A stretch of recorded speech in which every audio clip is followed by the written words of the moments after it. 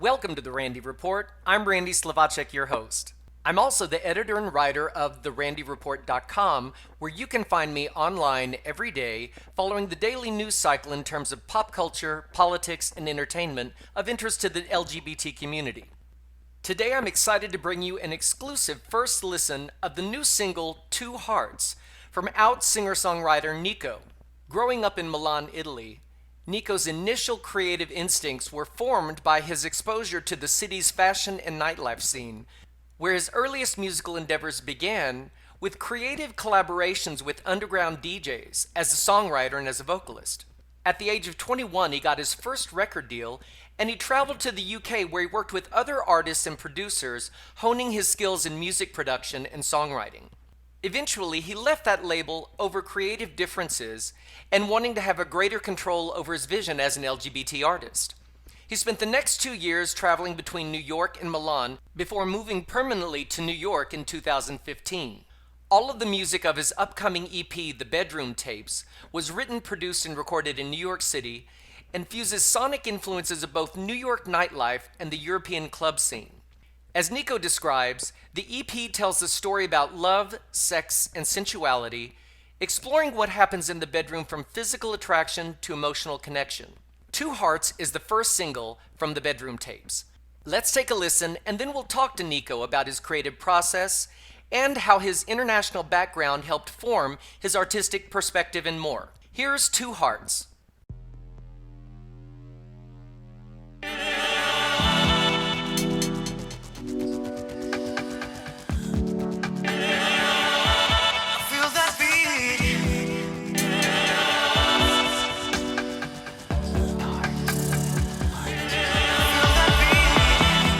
Born with two eyes, two ears, two arms.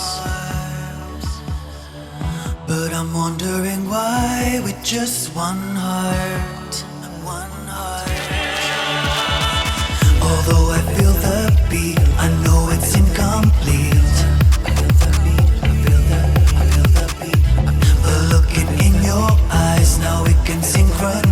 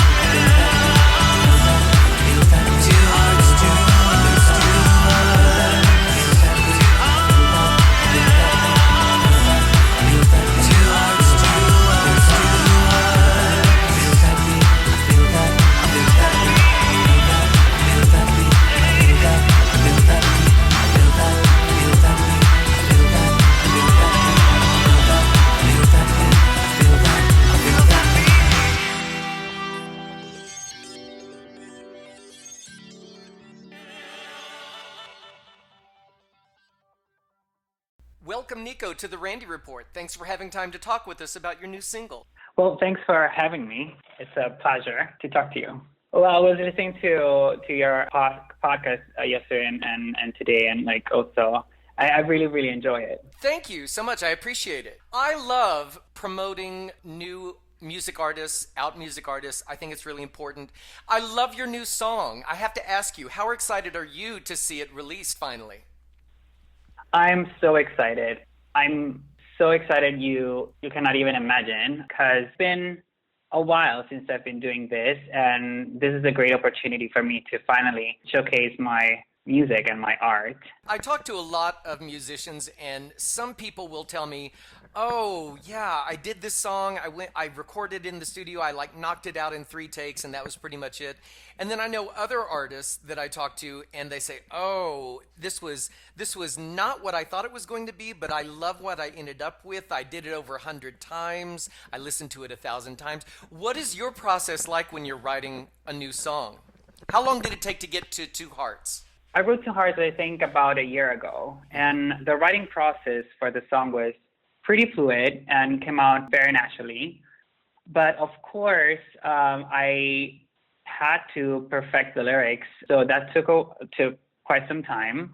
And then I really wanted to get the production really strong, so that took also some time. And I was really focused on getting the track in the best shape that I could, because I wrote and produced the track. So it definitely, the writing process was pretty easy because the melody came out very naturally, but I would say to get to the final track, that was quite a lot of work. When you talk about the production, is it something that evolves along the way for you? Do you start on one path and then go, oh, I think this can go in a different direction? Or did you know which way you were going and it just took time? You went straight where you thought you were going, and it just became a matter of refining it exactly what you thought it would be. Does that make sense? Yes. Yeah, definitely. When I start writing a song and as the melody progresses, I definitely get a vision of what I want the song to sound like, also in terms of production, because I really start very easily with piano and voice, and then I build it from there. So it changed from the first version of the song. Two Hearts really had a very nice growth. I would say the structure and the soul of the song stayed pretty consistent towards all stages of production. Now, I know this is the first song from an upcoming EP you're planning called The Bedroom Tapes. Why is this the first song? Is it your favorite? Is it the one that's in the most perfected form at this point? Or why did you choose this song to be first? I think Two Hearts is a pretty catchy song. And when my goal with this song was to deliver a pretty solid dance track that people could dance to in, I don't know, maybe 10 years, and I was influenced by artists like Robin or Roykstop, that kind of Swedish synth pop that never gets old, really. I think that it's one of the strongest tracks on the EP, and that's why I chose it as the first single. So the EP is called The Bedroom Tapes. It's all tracks of the EP share the same thematic, because I always love when, an album or a collection of songs have a theme, a story, or a narrative. For The Bedroom Tapes, I wanted to talk about love, sex, sensuality, and emotions. It draws from personal experiences, but also from my fantasies, and explores really what happens in the bedroom from physical attraction to emotional connection. It's going to be 4 tracks and should come out before the end of the year, and I'm super excited about it. You mentioned Robin, and who are some other artists that you admire, or not that you feel like you want to emulate, but you like their sound, or that you feel like they're kind of in a similar space that you would like to be in? A similar style, yeah. I'm influenced by a lot of different artists, and definitely growing up, I was listening to a lot of Michael Jackson and Janet Jackson, Madonna, Stevie Wonder. Those definitely shaped my musical taste, and I still listen to a lot of old albums and still now, and they give me a lot of inspiration. I think they were great production. Of course, like we're talking about like super famous and legends actually. But if I have to compare my music to some of today's artists, that's a little more tricky. Who's an artist whose work today you admire? You listen to and go, wow, that's really well produced, or I like the approach to that? I really like Tame Impala. I think they're an amazing band and very interesting sound. Mm-hmm. I love Lana Del Rey. I think her whole narrative and her whole persona is very interesting and fascinating. Both these two artists are not in the same space or genre that I am in, but I admire them because of their creativity. I love Mark Ronson. And then I'm a big fan of Lady Gaga too. I like people who are creative and have a strong message and a strong identity. There's also this UK artist called FKA Twigs, and she's super creative, super out of the box. And I'm a huge fan of hers. I think she's great, and she's really pushing the envelope. I feel like there's a little bit of a sense of almost some Pet Shop Boys in it for me, but I don't know if that's just because... Oh my God, yes. Actually, now that you say that, yes, totally. I wouldn't say copy, but I feel like you have your own style in terms of synth pop, but there's a really smooth, wonderful textural thing that reminded me of the Pet Shop Boys. That's a great compliment. That's an amazing compliment. And I can see that Pet Shop Boys actually have been a band that I was influenced by like for very long, and I've been listening to their records. So yeah, thank you, actually. Absolutely, and I do mean it as a high compliment. I know you currently live in New York, but before that, you grew up in Milan, and Correct. You lived in London for a few years. Mm-hmm. How do you think that influenced your musical development or the way you look at music? And how has it changed since you moved to New York, being in the club scene in New York possibly? Does New York flavor things differently for you now that you're writing here? Well, definitely New York had a big influence on my music, because actually Two Hearts was written and produced here. I was lucky enough to experience these amazing cities, Milan, London, and New York, and they're very different. And so it gave me a wider appreciation of different kinds of music. For example, in growing up in Milan, house music was huge, and it's crazy to see how it's now super mainstream with acts like Disclosure, mm-hmm. who I love. And I feel like Europe and the UK are always on the forefront when it comes to dance and house music. Oh, I agree. But New York, but in the same way, New York has maybe a little more variety and like many more subcultures, and which are really, really interesting and have like urban and hip hop influences.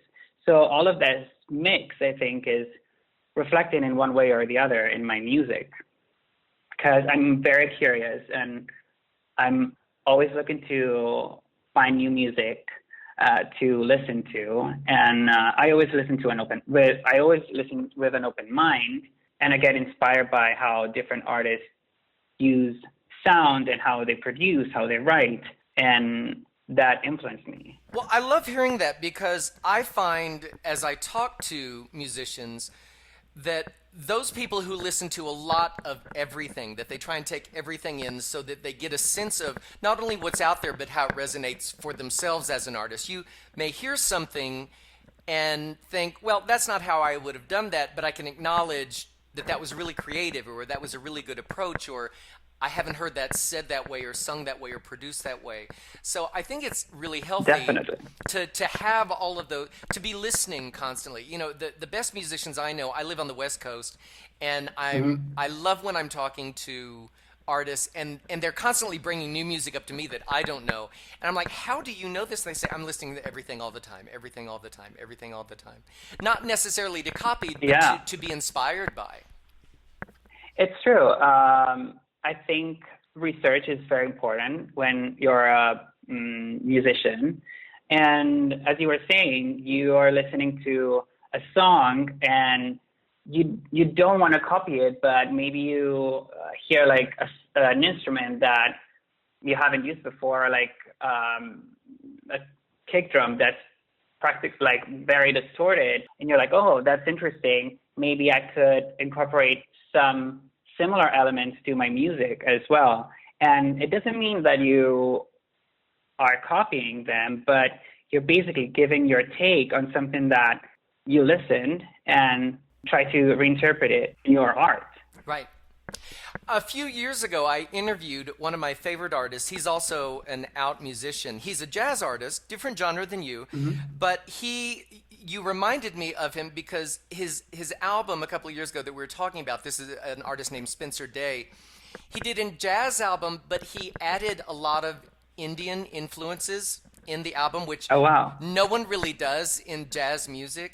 And so you remind me that sometimes when you listen to an artist and you think, oh, I haven't used that instrument, or maybe I'll throw that in or something. And I think it opens up a whole world for people, but I think you have to have that open creativity to be able to take that in and go, ooh, I could use that, or maybe that would fit in here, or maybe that would be a different flavor or something. Yeah, and not be scared to experiment. Yeah. Of course, sometimes it works and sometimes it doesn't. Sometimes you're like, oh my God, this sucks. And I think that's important too. I think that's important to be able to go, ooh, my bad. No, take that out. Boo, bad, boo, bad. Yeah. I'm a theater artist myself, and so as a director and choreographer, there are times that I work with actors and we'll try something and I'll immediately go, okay, please don't ever do that again. That was my bad. Thank you for being creative enough or courageous enough to even just try it once. Speaking of being out, I know that you had a label deal. You were with a label in London, and you left them after a couple of years. And your bio mentions that it was over being able to express yourself and having your own LGBT musical sensibility. Can you talk about that and how that happened or what it meant to you? So I had worked with that label for about 3 years, and I was very involved in the writing process. I wasn't producing my song, but I was writing them. But eventually I felt that my vision wasn't understood, and that caused a big disconnect between me and the label. And a part of the issue, I think, is also because they weren't convinced or ready to promote an open LGBT artist. And really, I would never compromise who I am. And being a writer, I write about my life experiences. So really, there's no way around it. And also, I feel like it's so important to be open and to be yourself in a very unapologetic way, because it's really the most important thing in life, to go through life as your real self. So I would never be put in a box or just like, it's very important to me to be able to express myself and express my identity to the fullest. Well, I appreciate you saying that. And it really, one of the things that's important to me with the Randy Report is that we talk about these things because one of the great things that has happened in the past several years is we've found visibility as out musicians or as out actors or just being out in life not only lifts a burden off of our own shoulders, and it opens up, for me, I think it opens up creativity and happiness in your life, but you also become a role model for people who hear your music and they realize that if you can be out and be comfortable with yourself, they hear the message that it's okay to be themselves, and it just sends that out into the world. So I appreciate that you can put that out there for us. Yeah, definitely. It's so important. It's really, there's no greater freedom than to be able to be yourself. Your bio mentions that living in Milan, you initially were inspired by the Milan nightlife and the fashion scene. So how does fashion come into inspiring you musically? Well, that's a very great question. And really growing up in Milan, everything, it's all about fashion. Yeah, absolutely. Because all the biggest and most famous fashion brands are there. So it's something that kind of permeates the city. And fashion and nightlife in Milan, which also kind of similarly in New York, but in Milan particularly so, nightlife and fashion go hand in hand. So I would go to this fashion events where there was a great DJ playing great house music or dance music, or there's this club in Milan called Plastic, and it's an amazing, crazy gay club, and they have the most amazing drag queens that are wearing couture or their version of it, and they're so glamorous. And in this club, they play like music from the 80s and the 90s. It was I think it played a big part in my development as an artist, and that's why I see like this correlation between fashion and music, because growing up, they were always together. And I always think that fashion is a great way to express yourself, and that's why it's very important. It makes absolute sense to me once you said that, and I was fascinated to hear. Of course, I can imagine growing up in Milan. It is one of the fashion capitals of the world, and so to be around that constantly, that you probably at a very early age were much more refined and sophisticated in terms of music and fashion, and compared to the rest of the world, and didn't even know it, but just because you lived in this environment so much. So I think that's awesome that you kind of put that together in your head, that you knew that's awesome. Well, I think I realized it in a second moment, because, I was just doing what everyone else, all of my peers were doing, and going through these events and stuff. So, but I realized it in a second moment that I really was influenced by it and by the city itself. Well, I have to tell you, I think Two Hearts feels like high fashion to me. Oh, amazing. I'm happy to hear that. I mean it. I love the texture of it. I love the feel for it. It's interesting, though, because it's not predictable, which is what I really like. The beginning of the song takes you one way, we go another, and then it comes into this really feel-good vibe. You have a great groove going on. I think you are very creative in a lot of the production, which I like. So I think this is going to be terrific for you, and I really look forward to the EP. Now, what is next for you? Are you doing a release party in New York? Are you celebrating Two Hearts coming out? What do you do next? Well, I'll be definitely celebrating the release tomorrow, but we're planning on a more official release party, which should happen in the next weeks in New York. We're still finalizing the details. So I'll be posting updates on my social media as we go along. Thank you so much for having time to chat with me. I love it. I love the new song. We'll definitely be looking for the Bedroom Tapes, your EP, before the end of the year. And thank you. Congratulations on the new song. Well, thank you so much for having me. This was a pleasure. Thank you. For the listening audience, remember that the name of the song is Two Hearts. That's the number 2 hearts. From NIKO, N-I-K-O. And you can follow him on social media, on Twitter at This Is NIKO Music, on Instagram at This Is NIKO Music, yay, easy to remember, and on Facebook, This Is NIKO Music. Thanks again to NIKO for sharing your music with us today. As I close out this episode of The Randy Report, I want to leave you with 2 more LGBT-based TV tips to make sure you don't miss in the coming week. This coming Sunday at 10 p.m. on the USA Network, we'll see the premiere of a new drama called Eyewitness. The series centers on 2 gay teens who meet in the woods for a romantic endeavor, and they witness a triple homicide. Being in the closet prevents them from coming forward with their story, and the 10-episode arc has gotten really good reviews, and I look forward to seeing it this Sunday. Also, don't forget that next Thursday, October 20th at 8 p.m. on Fox, we get to see the new TV version of the Rocky Horror Picture Show. We're hearing really good things about this, and especially the work from Laverne Cox, who plays Dr. Frankenfurter, the role made deliciously creepy by Tim Curry, who's also in the cast, in a different role this time. Make sure you check it out. I'll be curious to see what people think about this. That's October 20th on Fox at 8 p.m. I imagine they're going to clean it up a little bit because this is in kid-friendly TV time, but I'm curious to hear. And that brings me to the end of this episode of The Randy Report. Remember, you can find me online every day at therandyreport.com, where I follow the daily news cycle in terms of pop culture, politics, and entertainment of interest to the LGBT community. I'm going to close out this episode with just a little bit of a tease of Laverne Cox's version of Sweet Transvestite from the upcoming Rocky Horror Picture Show, Let's Do the Time Warp Again on Fox. Have a great weekend, everyone.